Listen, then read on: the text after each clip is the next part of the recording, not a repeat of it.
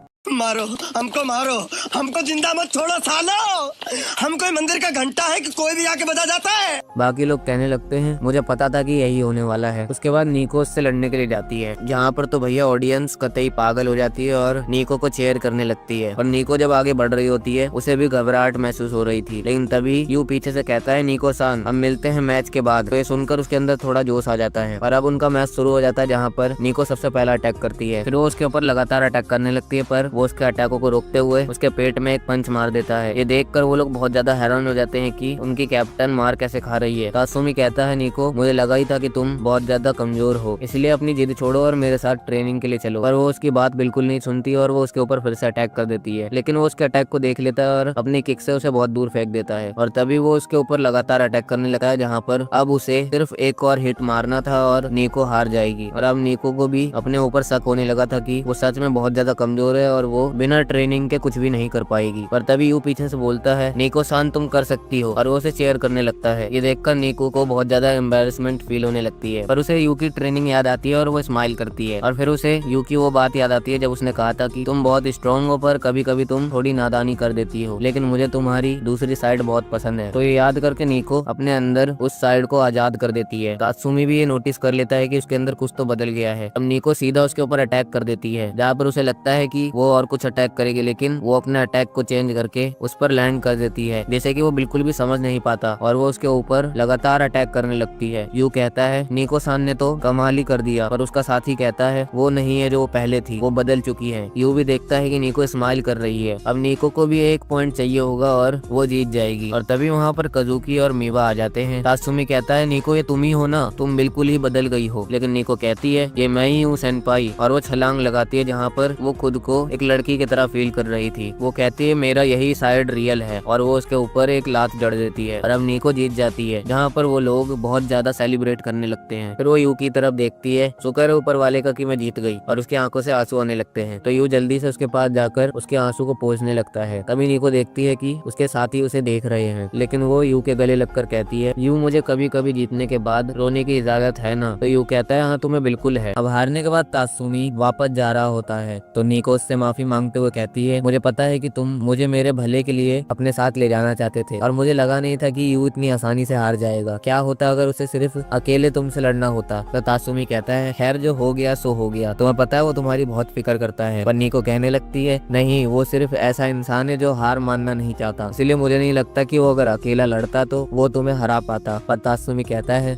नहीं ऐसी बात नहीं है, उसने भी कुछ असर छोड़ा है, और वो अपने पैर को दिखाता है जहाँ पर बहुत गहरी चोट लगी हुई थी। ये देखकर निको हैरान हो जाती है। तात्सुमी बताता है उसने वो सारे हिट एक जगह पर फोकस किए, जिस वजह से मैं तुम्हारा लास्ट अटैक डॉज नहीं कर पाया। तो निको उसके लिए भी उससे माफी मांगती है। फिर तात्सुमी बताता है मैं भी तुमसे एक बात के लिए माफी मांगना चाहता हूँ। ये सच नहीं है कि मैं तुम्हें स्ट्रॉन्ग बनाने के लिए अपने साथ ले जाना चाहता था, मेरी खुद की एक पर्सनल वजह थी जिस वजह से मैं तुम्हें अपने साथ ले जाना चाहता था, और वो वजह ये थी कि मैं तुम्हें पसंद करता हूँ निको। तो ये सुनकर निको कहती है थैंक्स। तो तात्सुमी कहता है क्या तुम इसे इतना कैजुअली ले रही हो। पर निको कहती है इसमें कौन सी बड़ी बात है, मैं भी तुम्हें पसंद करती हूँ सेनपाई। तो ये सुनकर तात्सुमी नीचे गिरकर कहता है लगता है तुम समझी नहीं, असल में मैं तुम्हारे लिए कुछ फील करता हूँ। तो ये सुनकर वो बहुत ज्यादा हैरान हो जाती है और कहती है ये सब कब से फील कर रहे हो। तो वो बताता है मैंने जब से तुम्हें देखा है तब से। तो निको को भी याद आ जाता है। तात्सुमी कहता है यू ऐसे तुम्हारे साथ रहना चाहता है, क्या तुम भी ऐसा चाहती हो। तो ये सुनकर वो सोचने लगती है। तात्सुमी कहता है अगर तुम हाँ कहोगी तो मुझे यू अयासे से जलन होगी। चलो ठीक है अगले टूर्नामेंट में मिलते हैं, अपना ख्याल रखना। और ये बोलकर वो वहाँ से चला जाता है। पर निको तो यू के साथ बिताए हुए सारे पल याद करने लगती है। तो ये याद करके निको अपना सर पकड़ के कहती है मुझे ये सब नहीं सोचना चाहिए, और वैसे भी ये सोच मेरे टाइप की नहीं है। पर वो फिर भी यू की बात को याद करती है जहाँ पर उसने कहा था तुम्हारे वो सारे साइड तुम्हें वो बनाते हैं जो तुम हो, तुम में कुछ भी गलत नहीं है निको। और ये सोचकर वो ब्लश करने लगती है और उसका दिल तेजी से धड़क रहा होता है। इसके बाद निको को घर जाते जाते रात हो जाती है और वो ये सोच रही होती है कि मुझे विश्वास नहीं हो रहा कि उन लोगों ने मुझे अकेला छोड़ दिया और खुद घर चले गए। इसके बाद वो घर पहुंच जाती है और जैसे ही अंदर जाती है तो देखती है पूरा घर डेकोरेट हो रखा है और उस पर लिखा था कांग्रेचुलेशन जीतने के लिए निको सान। यू कहता है निको सान अभी खाना बनाने में टाइम लगेगा, लेकिन तुम्हें बहुत बहुत बधाई हो जीतने के लिए। फिर निको उसके हाथों को देखकर कहती है तुम्हें अपने हाथों को हील होने देना चाहिए। यू कहता है ठीक है, वैसे भी मैं फाइट में कुछ ज्यादा कर नहीं पाया, तुम्हारे लिए तो इतना कर ही सकता हूँ। फिर निको उसके पास आकर कहती है तुमने मेरे लिए इतनी मेहनत की तो मैं भी तुम्हारे लिए कुछ करना चाहती हूँ, तो तुम मुझसे एक फेवर मांग सकते हो, वो कुछ भी हो सकता है। तो यू के फेस पे एक इविल स्माइल आ जाती है और कहता है आमतौर पर तो मैं तुम्हारे लिए वो सब कुछ करता हूँ जो तुम चाहती हो निको सान, लेकिन इस बार जो मैं कहूँगा वो तुम करोगी, तो इसीलिए तुम पूरे एक दिन के लिए मेरी बनोगी। और ये देखकर मीवा और कजुकी भी कहने लगते हैं अभी ये क्या हो रहा है। इसलिए वो दोनों कहने लगते हैं यू तुम हम सबसे एक फेवर मांग सकते हो, हम भी निको के साथ शामिल होना चाहते हैं। और निको उन दोनों के पास जाकर कहती है मुझे बचाओ मेरी बहनों। तो ये देखकर यू कहता है ये तो और भी ज्यादा मजेदार हो गया, तो इस केस में मैं तुम तीनों के साथ थीम पार्क जाना चाहता हूँ। तो ये सुनकर उन तीनों का मूड खराब हो जाता है और वो कहते हैं क्या ये बच्चा या फिर लड़की। फिर निको यू से पूछती है तो क्या तुम्हें ये स्टूपिड फेवर हमसे चाहिए। यू कहता है मेरा सपना रहा है कि मैं फैमिली के साथ एक बार थीम पार्क जाऊं। ये सुनकर वो लोग सोचने लगते हैं कि अभी हम लोग टीन एज में हैं और वो एक लड़का है, तो सब ये सोच लेंगे कि ये एक डेट है। लेकिन तभी उनके डैड का कॉल आ जाता है। तो यू निको से फोन लेकर उससे बात करते हुए कहता है मिस्टर मिकादोनो तुम्हें समझना चाहिए कि तुम्हारी बेटियां बहुत ज्यादा मेहनत कर रही हैं, इसलिए उन्हें एक ब्रेक की जरूरत है। अगर तुम उन्हें परफेक्ट होने के लिए हरदम मजबूर करते रहोगे तो एक वक्त ऐसा आएगा जहाँ पर उन्हें बहुत ज्यादा प्रॉब्लम हो जाएगी, इसलिए तुम्हें अपना दिमाग चलाना चाहिए और उन्हें एक मीनिंगफुल ब्रेक देना चाहिए। हाँ, तुम गुस्सा हुए थे जब वो अपने परफॉर्मेंस से पहले फेस्टिवल में गए थे, लेकिन ये ब्रेक उनके फायदे के लिए होगा। तो मिस्टर मिकाडो कहता है यूकुन फोन निको को दो। तो कहता है हाँ, और वो निको को दे देता है। उसके बाद निको अपने डैड से बात करने लगती है, जहाँ पर उसका डैड बताता है, निको मैंने सुना कि तुमने तात्सुमी कुन को एक मैच में हरा दिया। मैंने कभी सोचा नहीं था कि तुम उसे हरा पाओगी, चाहे अनऑफिशियल मैच में ही क्यों ना हो। मैंने सोचा था कि तुम्हें उसके स्कूल जाना चाहिए, लेकिन अब उसकी जरूरत नहीं, इसीलिए निको मुझे तुम पर गर्व है। तो निको अपने डैड को थैंक्स कहती है और मिस्टर मिकाडो सोच रहा होता है, मुझे समझ नहीं आ रहा कि वो कब से इतनी मजबूत बन गई। क्या ये सब यू अयासे की वजह से हुआ है? और हाँ, यू अयासे सही कह रहा है, उन लोगों को रेस्ट लेना चाहिए। दूसरी तरफ यू कजुकी से पूछ रहा था, आज मिस्टर मिकाडो इतना अच्छा बर्ताव कैसे कर रहे हैं? तो कजुकी कहती है, क्योंकि हमने उनके एक्सपेक्टेशन से ऊपर कर दिया इसीलिए। मिस्टर मिकाडो कहता है, ठीक है निको, तुम लोग एक ब्रेक ले सकते हो। तो निको उन लोगों को ये बता देती है, तो वो लोग बहुत ज्यादा खुश हो जाते हैं। अब संडे का दिन आ जाता है और उसके बाद वो लोग थीम पार्क में आ जाते हैं और वो तीनों बहनें बहुत ज्यादा ब्यूटीफुल लग रही थी, लेकिन निको सबसे ज्यादा ब्यूटीफुल लग रही थी। उसके बाद यू कहता है, चलो अब हमें चलना चाहिए, लेकिन वो तीनों अपने मन में यही सोच रही होती हैं, वो हमेशा खुद को नॉर्मल दिखाता है, लेकिन आज मैं उसे ब्लश करवा कर ही रहूंगी। सबसे पहले कजुकी उसके पास जाती है और कहती है, हमें इस हॉन्टेड हाउस में जाना चाहिए। तो यू भी उसके लिए मान जाता है। कजुकी का प्लान था कि वो यू के साथ हॉन्टेड हाउस के अंदर जाकर उससे कहेगी कि उसे डर लग रहा है और वो उसे ब्लश करवा देगी, लेकिन जब वो लोग अंदर जाते हैं तो कजुकी को बिल्कुल भी डर नहीं लग रहा होता है और यू डर के मारे कांप रहा होता है। तभी बगल वाले दीवार से बहुत सारे ज़ॉम्बीज़ के हाथ निकल जाते हैं, तो यू डर के मारे कजुकी से चिपक जाता है और कहता है, मुझे डर लग रहा है। उसके शक्ल को देखकर कजुकी ही ब्लश करने लगती है। बाहर मीवा और निको सोच रहे होते हैं कि अंदर यू और कजुकी क्या कर रहे होंगे, लेकिन मैं कजुकी को जीतने नहीं दूंगी। लेकिन तभी कजुकी उसे अपनी पेट पर बैठा कर ले आती है, जिसे देखकर वो लोग समझ जाते हैं कि अंदर कुछ भी नहीं हुआ। ये उससे कहता, कजुकी सान, तुम्हारे पीछे चिपक कर मेरी सारी नर्वसनेस खत्म हो गई और मुझे बहुत अच्छा लग रहा है। ये सुनकर कजुकी ही ब्लश करने लगती है, यानी कि कजुकी हार गई। अब मीवा की बारी आती है तो वो उसे अपने साथ रोलर कोस्टर पर ले जाने लगती है और वो उससे कहती है, मुझे ऊंचाई से डर लगता है, इसीलिए तुम मेरे साथ ही रहना। उसके बाद वो दोनों रोलर कोस्टर पर बैठ जाते हैं और मीवा अपने मन में कह रही थी, मैं तो मजाक कर रही थी, मुझे बिल्कुल भी ऊंचाई से डर नहीं लगता, उल्टा मुझे तेज राइड में मजा आता है। और वो ये भी सोच रही थी कि राइड के बाद वो यू के साथ चिपक कर चलेगी। इसके बाद वो राइड खत्म करके नीचे आती है, जहाँ पर वो कहती है, लगता है मुझे थोड़ा चक्कर आ रहा है, लेकिन वो देखती है वहाँ तो यू है ही नहीं। फिर उसकी नजर एक बेंच पर जाती है जहाँ पर यू लेटा हुआ था, तो उसके पास जाकर उससे पूछते, तुम्हें क्या हो गया? यू बताता, मुझे ऊंचाई और तेज राइड से डर लगता है, लेकिन मैं सच में तुम्हारे साथ एक बार राइड पर जाना चाहता था। तो ये सुनकर मीवा ब्लश करने लगती है और वो उसके सर को उठाकर अपने पैरों पर रख के वहीं बैठ जाती है। तो यू हड़बड़ा जाता है, पर मीवा कहती है, तुम ऐसे लेटोगे तो तुम्हारे सर में दर्द हो जाएगा, और वैसे भी मुझे बैठना था, इसीलिए इसमें कोई दिक्कत नहीं है। तो यू उसे थैंक्स कहता है, जिससे कि मीवा कुछ ज्यादा ही ब्लश करने लगती है और कहती है, मैंने कहा ना, मैं वैसे भी यहाँ बैठना चाहती थी। और इसी तरीके से मीवा भी हार जाती है। और अब निको की बारी आती है तो वो उसको अपने साथ एक कप वाली राइड पर ले जाती है और निको सोच रही होती है कि वो भी उसे ब्लश करवाने की कोशिश करेगी, लेकिन वो जैसे ही बैठते हैं तो यू उसे कुछ ज्यादा ही घुमा देता है, जिससे स्पीड बहुत तेज हो जाती है, जिस वजह से यू निको के ऊपर गिरने वाला होता है। निको को लगता है अब केस होने वाली है, पर तभी यू साइड में गिर जाता है। निको कहती है, खतरनाक है, इधर आओ, और उसे एक बार भी मौका नहीं मिलता। उसके बाद यू उन लोगों के लिए आइसक्रीम खरीद रहा होता है और वो तीनों दूसरी तरफ यही सोच रहे होते हैं कि अब मैं अपनी अगली ट्रिक से उसे ब्लश करवा कर ही रहूंगी। फिर यू आइसक्रीम खा रहा होता है, ये देखकर मीवा उसके पास जाती है और उसके गाल से आइसक्रीम हटाकर खुद खा लेती है, पर मीवा ये सब सोच रही थी। तभी वहाँ यू आ जाता है और उसके गाल से आइसक्रीम लेकर खुद खा लेता है, इससे कि मीवा हैरान हो जाती है। तभी वहाँ कजुकी आ जाती है और वो अपने साथ एक ड्रिंक लाई थी जो कि कपल साथ में पीते हैं। वो यू को कहती है, आ जाओ, हम इसे साथ में पीते हैं। और वो सोच रही थी, मैं उसे इससे ब्लश करवा कर ही रहूंगी, पर यू जैसे ही पीता है तो उसे पीछे हटने को कहती है। यू कहता है, मुझे लगा कि तुम इसे साथ में पीने को कह रही हो। दूसरी तरफ निको अपने लिए कुछ चुन नहीं पा रही थी, क्योंकि उसमें कुछ ज्यादा ही फैट और प्रोटीन था। यू कहता है, अगर वो तुम्हारे लिए ज्यादा है तो मैं तुम्हारे लिए उसे आधा कर सकता हूँ। तो निको कहती है, ठीक है, तो मैं वो लूंगी। तो फिर यू उस कैंडी को लेकर आधा हिस्सा निको को दे देता है। तो उसे खा के निको कहती है, ये तो बहुत ही ज्यादा कमाल का, मैं हमेशा से इसे ट्राई करना चाहती थी। तो ये देखकर सब ब्लश करने लगते और कहते हैं, तुम्हें खुद को रोकना नहीं चाहिए। मीवा कहती है, तुम बहुत क्यूट लग रही है निको चान। और एनिमे का क्रिएटर बोलता है, इस जगह पर सब ने ब्लश किया है, इसीलिए इसे काउंट नहीं किया जाएगा। उसके बाद शाम हो जाती है और वो लोग घर जा रहे होते हैं, लेकिन उनमें से कोई भी यू को ब्लश करवाने में सक्सेस नहीं हो पाया। निको समझ जाती है कि वो सच में यहाँ पर एक फैमिली के रूप में आना चाहता था, इसलिए वो साथ में एक फोटो खींचते हैं। वो लोग कहते हैं, ये फोटो यादगार के लिए होगी, हम मानते हैं कि हमने भी यहाँ पर मजे किए, लेकिन अगर तुम हमें सजेस्ट नहीं करते तो हम कभी भी यहाँ नहीं आते, तो इसीलिए थैंक यू। तो ये सुनकर वो ब्लश करने लगता है। ये देखकर वो तीनों हैरान हो जाते हैं कि बस इतनी सी बात से वो इतना ज्यादा ब्लश कर रहा है। उसके बाद वो लोग ट्रेन से वापस घर जा रहे होते हैं, जहाँ पर मीवा एक पोस्टर को देखकर कहती है मुझे वापस नहीं जाना। फिर अगले दिन का सीन दिखाया जाता है जहाँ पर काजुकी और निको कुछ ज्यादा ही रिफ्रेश महसूस कर रहे थे। यू वहाँ आकर कहता है अच्छा तो तुम दोनों जा रहे हो? तो दोनों कहते हैं हाँ, तो बाद में मिलते हैं। फिर जब यू किचन में आता है तो देखता है वहाँ पर मीवा अपना लंच भूल गई है, क्योंकि मीवा अपने सोगी मैच के लिए पहले ही निकल गई थी। तो ये देखकर यू जल्दी से उसके लिए लंच लेकर जाने लगता है, पर रास्ते में उसे एक लड़की दिखाई देती है जो कि एक बुक पढ़ते हुए चल रही थी, जिस वजह से उसका सर खंबे से टकरा जाता है। फिर वो एक गड्ढे में जाकर गिरने वाली होती है, पर उससे पहले यू उसके सामने आकर उसे रोकने लगता है, जिससे कि वो अपना रास्ता बदल लेती है। फिर वो रुकती है और यू से पूछती है क्या तुम्हें कोई मदद चाहिए? यू देखता है उसके शरीर से बहुत ज्यादा पसीना आ रहा है, इसीलिए वो उसे एक विटामिन की गोली देकर कहता है ये तुम्हारी कैलोरी लॉस के लिए काम करेगा, और ये देकर वो वहाँ से चला जाता है। वो लड़की कहती है अच्छा तो ये भी गर्मी के मौसम में ये रखता है, बिल्कुल मेरी तरह एक वैसे ही टैबलेट होती है। इसके बाद यू वहाँ पहुंच जाता है जहाँ पर मीवा का सोगी टाइटल मैच हो रहा था, और वो मीवा को देखकर कुछ ज्यादा ही एक्साइटेड हो जाता है, क्योंकि मीवा उससे बहुत ज्यादा कूल लग रही थी।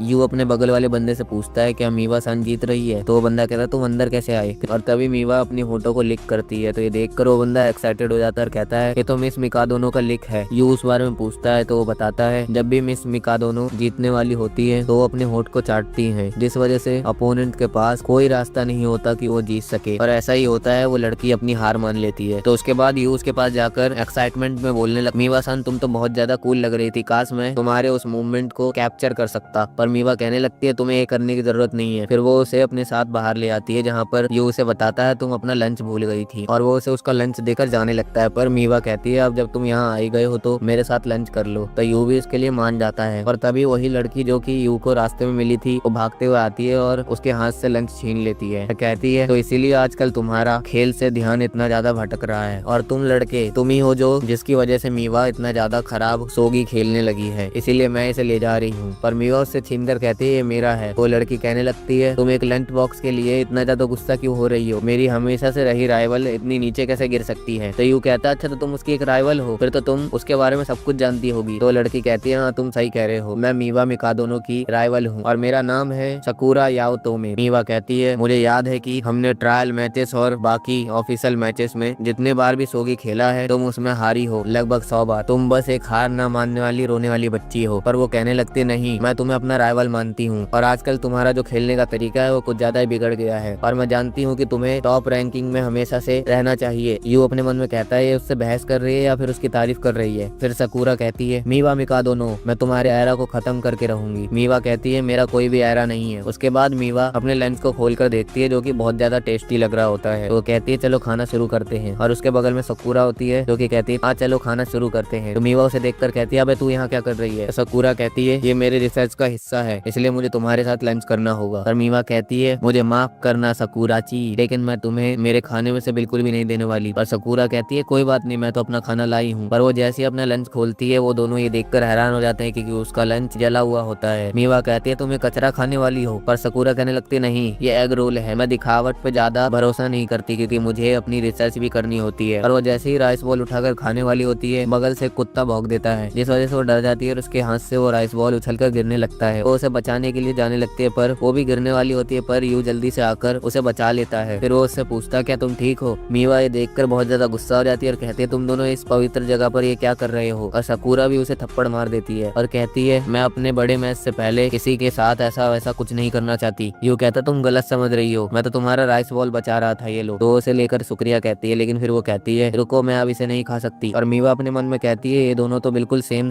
है। और उसके बाद फिर से वो दोनों बहस करने लगते हैं, जिसे देखकर यूं हंसता है। मीवा पूछते है तुम क्यों हंस रहे हो? तो वो बताता है तुम हमेशा स्कूल में अलग थलग सी रहती हो, लेकिन जब तुम सकुरा के साथ इस तरीके से पेश आ रही हो तो मुझे तुम्हारी वाली साइड देखकर बहुत ज्यादा खुशी हो रही है। मीवा कहती है अच्छा तो ये बात है, लेकिन मैं तुम्हें बता दूं ये मेरी कोई दोस्त वोस्त नहीं है। सकुरा कहती है हाँ वो सही कह रही है, हम दोनों राइवल्स हैं, वो भी बड़े वाले। तो मीवा कहती है तुमने कभी गोल्ड फिश के पीछे गंदगी देखी है? वो तुम हो, इसलिए तुम मुझसे पीछे हो। सुनकर सकुरा को इसलिए गुस्सा आ रहा था क्योंकि मीवा ने खुद को गोल्ड फिश कहा। वो कहती है तुम गोल्ड फिश से खुद को कंपेयर कर रही है जबकि वो इतनी छोटी सी चीज है। तुम्हें तो खुद को शार्क या मगरमच्छ से कंपेयर करना चाहिए क्योंकि वो तुम्हारे लेवल का है। मीवा कहती है तुम मुझसे बहस करते हुए मेरी तारीफ करना बंद करो। पर सकुरा कहती है मैं तुम्हारी तारीफ नहीं कर रही, मैं वो बता रही हूँ जो सच है। फिर बताया जाता है कि सकुरा का अब अगले हफ्ते मीवा के साथ टूर्नामेंट होने वाला है। फिर सुबह का सीन दिखाया जाता है जहाँ पर यू अपने कमरे से बाहर निकल रहा होता है, पर तभी उसकी नजर काजुकी और निको पर जाती है। तो उनसे पूछता है तुम लोग कहाँ जा रही हो इतने सुबह सुबह? तो दोनों कहने लगते हैं कि हम दोनों को अपने टूर्नामेंट और परफॉर्मेंस बेनिफिशेंस के लिए सिरेन में जाकर प्रार्थना करनी है। और ये बताओ यू, तुम इतने सुबह सुबह क्या कर रहे हो? तो यू भी बताता है मैं भी मीवा सान के लिए प्रार्थना करने के लिए जा रहा हूँ ताकि वो अपने सोगी मैच में अच्छा परफॉर्म करे, इसलिए क्यों ना हम साथ में चले। उसके बाद वो लोग साथ में एक सिरेन के पास आते हैं जहाँ पर वो देखते हैं सकूरा वहीं पर खड़ी है। तो सकूरा यू को देखकर कहती है तुम तो वही हो ना? तो यू कहता है हाँ मैं वही हूँ। सकूरा पूछती है तुम इन तीनों में का दोनों बहनों को कैसे जानते हो? तो यू बताता है क्योंकि मैं इनका सपोर्टर हूँ। तो ये सुनकर उसे अच्छा नहीं लगता। वो कहती है इसका मतलब तुम एक आम इंसान हो। तुम्हें पता है ना जो प्रोडिजीज के पीछे रहते हैं वो कभी भी स्पॉटलाइट में नहीं आ पाते, और मुझे लगा था कि तुम मेरे जैसे हो, लेकिन मैं गलत थी। मैं अपनी कहानी की मेन कैरेक्टर हूँ और एक ना एक दिन मैं स्पॉटलाइट में जरूर आऊंगी। और वहाँ से जाने लगती है पर उसका बैलेंस बिगड़ जाता है और वो नीचे गिर जाती है। ये उसे बचाने के लिए जाता है पर वो उसी के ऊपर गिर जाता है, तो वो उसे अपने से दूर करने लगती है। ये देखकर अब उन दोनों बहनों को गुस्सा आ जाता है। वो कहते हैं सुनो भगवान, आपको कुछ भी करके मीवा को जितवाना होगा, और उनके अंदर से फायर निकल रही होती है। उसके बाद वो लोग घर पर आ जाते हैं जहाँ पर यू अपने टैबलेट में सकूरा और मीवा का लाइव मैच देख रहा था। मीवा की दोनों बहनें कहती हैं तुम्हें इतनी ज्यादा चिंता करने की जरूरत नहीं है, वो आराम से उसे हरा देगी। और कुछ देर बाद वो खुद ही वहाँ पर आकर उसके मैच को देखने लगती है। तो यू कहता है अगर तुम्हें इतनी चिंता हो रही है तो थोड़ा करीब आकर देखो, और इस वजह से वो दोनों शर्मा जाते हैं और वहाँ से भाग जाते हैं। फिर कुछ देर बाद मीवा सकूरा से हार जाती है। तो ये देखकर यू नीको और कजुकी को कहने लगता है कि कोई बात नहीं, लाइफ में तो हार जीत चलती रहती है। पर वो लोग कहते हैं हाँ इसमें कोई भी दिक्कत वाली बात नहीं है। यू भी कहता है मुझे भी नॉर्मल बिहेव करना चाहिए, और वो उसके लिए खाना बनाता है पर वो कुछ ज्यादा ही स्पेशल खाना बना देता है। तभी वहाँ मीवा भी आ जाती है। तो वो लोग उसका मूड अच्छा करने के लिए उससे बातें करने लगते हैं, पर वो कहती है मुझे आज खाना नहीं खाना क्योंकि मुझे अपनी प्रैक्टिस करने जाना है। और वो जाकर अपने लैपटॉप पर प्रैक्टिस करने लगती है और ऐसे ही रात हो जाती है और उसके स्नैक्स खत्म हो जाते हैं। तो वो बाहर जाती है जहाँ पर उसे 2 जार दिखाई देते हैं। एक में कजुकी ने उसके लिए विटामिन की गोलियां रखी थी और दूसरे में नीको ने प्रोटीन शेक रखा था। तो ये देखकर वो खुश हो जाती है, लेकिन तभी उसकी नजर बगल में बैठे हुए यू पर जाती है। तो उससे पूछती है तुम यहाँ क्या कर रहे हो, अपने कमरे में जाके सो ना। तो यू कहता है मैं यहाँ पर इसीलिए हूँ ताकि मैं तुमसे तुम्हारे मिडनाइट स्नैक पर फिनिशिंग टच दिलवा सकूं। और वो उसे लेकर किचन में आ जाता है जहाँ पर उसकी प्लेट में एक चॉकलेट का गोला रखा हुआ था। यू बताता है कोई चॉकलेट का गोला नहीं है, अभी देखो क्या होता है। और वो उसके ऊपर हॉट चॉकलेट डाल देता है जिससे कि वो पिघल जाता है और उसके अंदर एक बिल्ली की शेप वाली आइसक्रीम होती है। तो उसे खाते हुए कहती है ये तो बहुत ही ज्यादा अच्छी है। अब मीवा का एक हफ्ते बाद फिर से एक मैच होता है जिसमें कि वो फिर से हार जाती है। और सोगी में 5 मैच होते हैं जिसमें से अगर कोई 3 जीत जाता है तो उसे टाइटल मिल जाता है। ये जानने के बाद यू जल्दी से सोगी सेंटर में आता है जहाँ पर सकूरा उसे मिलती है। तो वो बताती है वो तो पहले ही जा चुकी है और ये सब तुम्हारी वजह से हुआ जो उसका गेम प्ले खराब हो चुका है। तो ये सब सुनकर यू उसे थैंक यू कहता है। सकूरा पूछते तुम मुझे थैंक्स क्यों कह रहे हो? तो यू बोलता है तुमने उसके बारे में बताया क्योंकि तुम उसकी परवाह करती हो, तुम्हें उसके बारे में सब कुछ पता है कि उसका गेम प्ले खराब हो गया है और तुम चाहती हो कि मैं उसे ये बताऊं जब तुम यहाँ पर मेरा इंतजार कर रही हो, नहीं तो तुम मैच के बाद अभी तक मैं जा चुकी होती। सकूरा कहते हैं तुम इसका गलत मतलब निकाल रहे हो। फिर वो वहाँ से जाने लगता है पर वो रुकता है और कहता है एक और बात, ये मत सोचना कि मीवा का खेल खत्म हो चुका है। और उसका ये लुक देखकर सकूरा ब्लेस करने लगती है। तो घर का सीन दिखाया जाता है जहाँ पर मीवा आ गई होती है और नीको कजुकी उसका मूड ठीक करने के लिए उससे बातें करने लगते हैं और कहते हैं तुम बिल्कुल हम जैसी ही हो, इसीलिए चिंता मत करो, तुम जरूर जीतोगी, अभी तो तुम्हारे 3 मैच और बाकी है। लेकिन मीवा कहती है चुप करो, मैं तुम जैसी नहीं हूँ, और वहाँ से चली जाती है। फिर जब यू आता है तो नीको उसे सब कुछ बता देती है। तो यू कहता है ठीक है मैं उसे ढूंढ कर आता हूँ। पर जैसे ही वो घर से बाहर निकलता है रास्ते में बारिश होने लगती है। फिर वो एक जगह पर आता है जहाँ पर कैट कैफे होता है और उसे वहाँ पर मीवा मिल जाती है। तो उसके अंदर जाता है और कहता है मीवा सान तुम यहाँ पर हो, तो करे कि तुम ठीक हो। मीवा बोलते तुम यहाँ पर क्या कर रहे हो? तो यू उसके पास बैठकर कहता है मुझे तो लगा कि तुम किसी खंडर वाली जगह पर होगी। तो वो कहती है अच्छा तुम्हें ऐसा लगा? यू कहता है मुझे खुशी है कि तुम खुद को संभाल सकती हो, मुझे लगा कि तुम घर छोड़कर चली गई हो। तो ये सुनकर वो बिल्ली को पकड़ के उसके ऊपर अपना चेहरा रख के सूंघने लगती है। फिर वो उसे बताती है मैंने कभी भी सोगी मजे के लिए नहीं खेला, मैंने उसे इसीलिए खेला ताकि मैं उसमें कामयाब हो सकूं। और वो उसे बताती है जब वो बचपन में पहली बार सोगी खेलकर जीती थी तो उसके डैड और उसकी बहनों ने उसकी बहुत तारीफ की थी, लेकिन उसे समझ नहीं आता था कि वो सोगी क्यों खेल रही है। इसलिए वो अपनी बहनों से पूछती थी कि तुम अपने काम को इतना अच्छे से कैसे कर पाते हो? तो लोग कहते हैं क्योंकि हमें उसमें मजा आता है। और मीवा को उनकी बात कभी समझ नहीं आती थी। तो यू भी समझ जाता है कि वो खुद को उन जैसा क्यों नहीं समझती। मीवा कहती है मुझे पता था कि मेरे जैसा कोई एक दिन जीतना बंद कर देगा, और वो रोने लगती है। यू उससे कहता है तुम्हें खुद पर ज्यादा जोर डालने की जरूरत नहीं है। मीवा कहती है मुझे नहीं पता कि मुझे घर जाना चाहिए कि नहीं। तो यू टाइम देखकर कहता है मैं तुम्हें अभी घर जाने नहीं दूंगा मीवा सान। तो उसका लुक देखकर वो हैरान हो जाती है। फिर यू उसे अपने साथ ले जाने लगता है और रास्ते में बहुत सारे लव मोटेल्स दिखाई दे रहे थे जिसे देखकर वो गलत समझने लगती है। लेकिन यू तो उसे एक सुपरमार्केट में शॉपिंग करने के लिए ले आता है। वो उससे पूछती तुम यहाँ क्यों आए हो? तो यू बताता है तुम अपनी बहनों से बिना कुछ कहे आ गई थी, तो उन्हें मनाने के लिए तुम्हें उनके लिए कोई प्रेजेंट ले लेना चाहिए, इसलिए क्यों ना तुम उनको कुछ मीठी चीज बना कर दो। तो मीवा उन दोनों के बारे में सोचकर कहती है कजुकी को कॉफी जेली पसंद आएगी और निको को कपकेक पसंद आएगा क्योंकि आजकल उसे क्यूट चीजें पसंद आ रही है और वो सामान लेकर स्कूल के किचन में आ जाते हैं। उसके बाद वो लोग साथ में मिलकर उन दोनों के लिए स्वीट बनाने लगते हैं। तो मीवा उससे पूछती है, जबकि तुम हर काम में बहुत ही ज्यादा फिसड्डी हो, लेकिन खाना बनाने में तुम इतने अच्छे कैसे हो? तो वो बताता है वो तो इसलिए ऐसा लग रहा होगा क्योंकि मैं हर काम में बेकार हूँ और वैसे भी मैं खाना बनाते वक्त खुद को बहुत बार चोट पहुंचाता हूँ। और मैंने खाना बनाना तब सीखा था जब पहली बार मैंने अपने लिए लंच बनाया था, तो मेरी मॉम ने उसे टेस्ट किया था और उसे खाते हुए उनके चेहरे पर बहुत ही अच्छी मुस्कान आई थी। तो तब से ही मैंने सोच लिया था कि मैं अपनी मॉम को और खुश करूंगा, इसीलिए मैं खाना बनाने के बारे में बहुत ज्यादा पढ़ाई करने लगा। लेकिन कभी वो अच्छा बनता था तो कभी बुरा। पर मेरी मॉम काम के सिलसिले में बहुत ज्यादा बिजी रहती थी, इसीलिए मैंने सोचा इसका कोई फायदा नहीं है। लेकिन एक दिन मेरी मॉम अस्पताल में एडमिट हो गई और उन्होंने कहा कि उन्हें मेरे हाथ का बना खाना खाना है। तो मैंने हॉस्पिटल वालों से पूछा कि वो क्या खा सकती हैं। तो मैंने उसी हिसाब से उनके लिए खाना बनाया और उन्हें वो बहुत पसंद आया। और इसीलिए मैं ये सोचकर खाना बनाता हूँ कि किसी को मेरे खाने से खुशी होगी जब भी मैं खाना बनाने में अच्छा हूँ। लेकिन मीवा सान, तुम भी अपनी बहनों के लिए इंग्रेडिएंट्स चुनते वक्त बहुत ज्यादा मजे में थी। तो मीवा कहती है नहीं नहीं ऐसी कोई बात नहीं है। इसके बाद मीवा उनके लिए उनकी ट्रीट बना देती है। यू कहता है, मुझे पता है मीवा सान, तुम्हें ऐसा क्यों लगता है कि तुम्हें वो सोगी सिर्फ सक्सेस के लिए खेलना है, क्योंकि तुम उन लोगों के लिए वो गेम खेलती हो जिन्हें तुम पसंद करती हो। तुमने बताया कि तुम्हें पहली बार जब प्राइज मिला था तो मिस्टर मिकाडोनो ने तुम्हारी बहुत ज्यादा तारीफ की थी। तो इसका मतलब है कि तुम वो सोगी इसलिए खेलती हो ताकि तुम्हारे डैड भी गर्व महसूस कर सके, और तुम अपनी बहनों को पसंद करती हो इसीलिए तुम सोगी खेलना चाहती हो। मीवा कहने लगती नहीं नहीं ऐसी कोई बात नहीं है। यू कहता है इसमें कोई बुराई नहीं है, तुम वो गेम किसी को खुश करने के लिए खेलती हो, इससे बेहतर और कोई वजह नहीं हो सकती। इससे पता चलता है कि तुम कितनी अच्छी और परवाह करने वाली हो। फिर वो उसके पास जाकर उसके बनाए हुए स्वीट को देखकर कहता है ये तो बहुत ही अच्छी बनी है। मीवा यू की बात सुनकर अपने मन में कहती है तो मैं जिनसे प्यार करती हूँ उनके लिए अपना बेस्ट कर सकती हूँ, और वो अपनी बहनों और अपने डैड को सोचती है। लेकिन बीच में यू भी आ जाता है जिससे कि वो शर्मा जाती है और कहती है तुम मेरे दिमाग में क्यों आ जाते हो। फिर कुछ देर बाद का सीन दिखाया जाता है जहाँ पर यू सो गया होता है। तो वो उसे देखकर बाकी सारी बातों को याद करके के सर को सहलाने वाली होती है, लेकिन तभी वो रुक जाती है और एक मार्शमैलो को लेकर यू के तरह बनाकर उसके फोरहेड पर किस करती है। उसके कुछ देर बाद वो लोग घर पहुंच जाते हैं जहाँ पर कजुकी और निको उन्हें डांट रहे होते हैं क्योंकि वो लोग बहुत ज्यादा लेट हो गए थे। तो मीवा कहती है यू की इसमें कोई गलती नहीं है, इसमें मेरी गलती थी और मुझे माफ कर दो, इसलिए कंपनसेशन के लिए मैं तुम लोगों के लिए ये लेके आई हूँ। यू बताता है मैंने बस मीवा सान की इसे बनाने में मदद की है, बाकी तो मीवा सान ने ही इसे बनाया है। तो कजुकी और निको वो लेकर खाने लगते। कजुकी कहती है मीवा तुमने जल्दी खराब हो जाने वाली स्वीट क्यों बनाई, इतनी रात हो गई है पर मैं फिर भी तुम्हारा दिल रखने के लिए इसे खा लूंगी। निको कहती है कजुकी ये देखो तुम्हारे वाले से मेरा वाला ज्यादा अच्छा है। पर ये सुनकर कजुकी कहने लगती है तुम क्या अंधी हो, ये देखो मेरा ज्यादा अच्छा है, और इस वजह से दोनों में लड़ाई होने लग जाती है। यू कहता है क्या तुम इसे एक ट्रीट से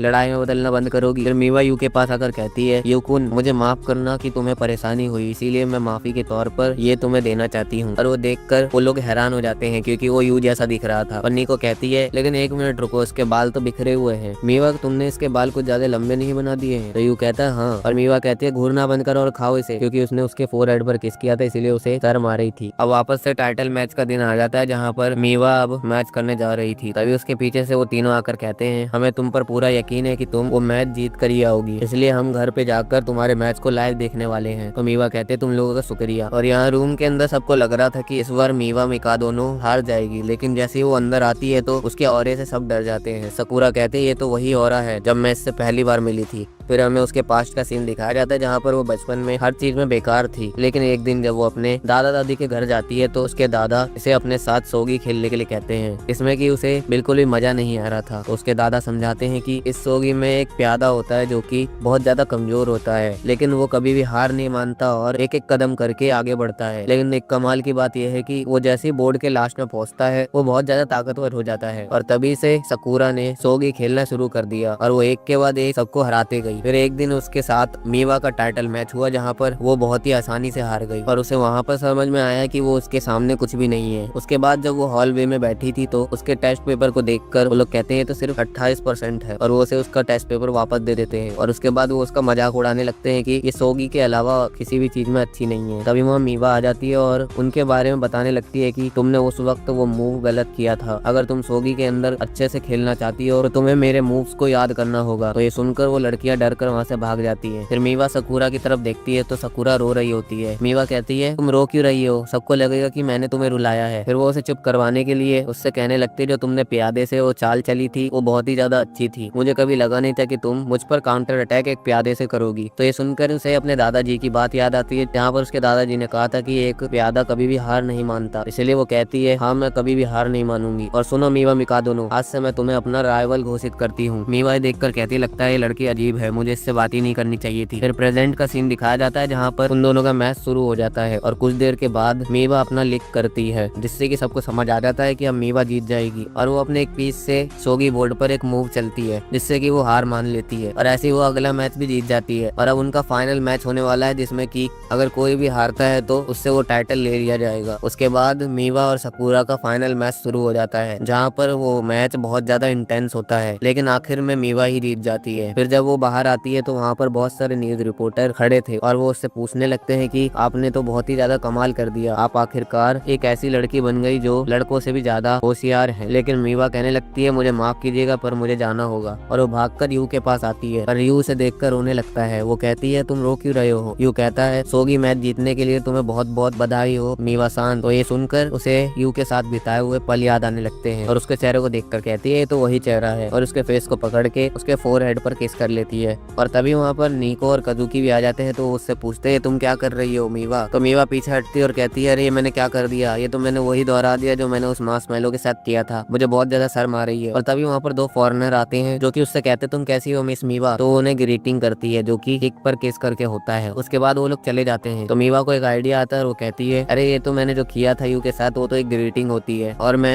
फॉरेन में बहुत दिन तक रही हूँ इसीलिए मैंने सोचा कि क्यों ना मैं इसे वापस से करूँ। तो यू कहता अच्छा तो एक ग्रीटिंग थी। और निको और कजुकी अपने मन में कह रहे थे वो बिल्कुल ही झूठ कह रही है लेकिन अब यू ने मान लिया है तो हम उसे नहीं बता सकते। निको कहती है कांग्रेचुलेशन मीवा तुम्हें तुम्हारा मैच जीतने के लिए। कजुकी कहती है मुझे गर्व है कि तुम मेरी बहन हो। ये सुनकर उसे बचपन की याद आ जाती है तो उन दोनों के गाल पर किस करती है। तो दोनों कहने लगते हैं अपने फॉरेन कल्चर को हमसे दूर रखो। और ये सब होते हुए सकुरा देख रही होती है और वो अपने मन में कह रही थी एक दिन जरूर ऐसा आएगा जिस दिन मैं स्पॉटलाइट में आऊंगी। और वहाँ से चली जाती है और फिर से उनका दिन ऐसे ही कटने लगता है। फिर कुछ दिन बाद वहाँ पर सकुरा आ जाती है तो यू बताता है सकुरा भी यहाँ पर रहकर तुमसे कुछ सीखना चाहती है। सकुरा भी कहती है हाँ मैं रिसर्च करके देखना चाहती हूँ कि तुम्हारे टैलेंटेड होने के पीछे का राज क्या है और मैं आज रात यहीं रुकने वाली हूँ। तो ये सुनकर वो लोग चिल्लाते हैं क्या, और यहाँ पर सीजन 1 खत्म हो जाता है। और अगर आपको सीजन 2 देखना है तो मेरे सेकंड चैनल को सब्सक्राइब कीजिए जहाँ पर इसका सीजन 2 मांगा के फॉर्म में आ जाएगा। तो इसीलिए मैं उस चैनल का लिंक डिस्क्रिप्शन और पिन कमेंट में दे दूंगा। तो यहाँ तक इस वीडियो को देखने के लिए आरिगातो गोजाइमासु।